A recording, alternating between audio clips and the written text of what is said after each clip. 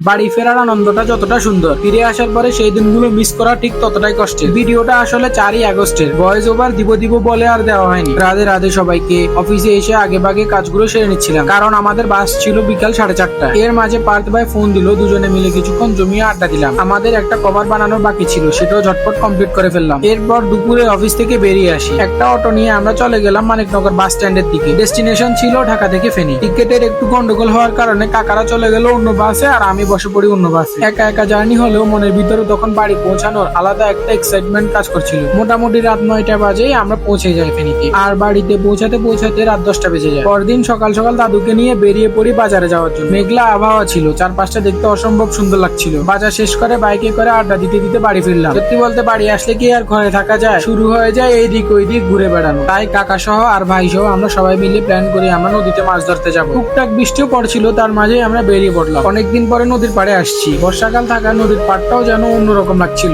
নদীর পাড়ে গিয়ে তো লোভ সামলাতে পারলাম না, নিচে নেমেই পড়লাম। গিয়ে দেখি নিচে আরো কিছু ছেলে মাছ ধরছে। এরপর চলে গেলাম আমরা একটা বিলের ধারে। যদিও মাছ তেমন একটা পাইনি, কিন্তু সময়টা একদম দারুণ কেটেছিল। বাড়িতে আসার প্রথম 2 দিনটা একটানা বৃষ্টি, এই আসে এই থামে। তবে আসার আগের দিনের ওয়েদারটা এতটাই সুন্দর আর জাদুকরি ছিল যে আমার ঢাকা ফিরতে ইচ্ছে করছিল না। হয়তো আবার দুর্গাপূজায় বাড়িতে আসবো। তো এই ছিল আমার 90 ডেজ এর ডে 28। আপকামিং ভিডিওর জন্য ফলো দিয়ে সাথে থাকুন।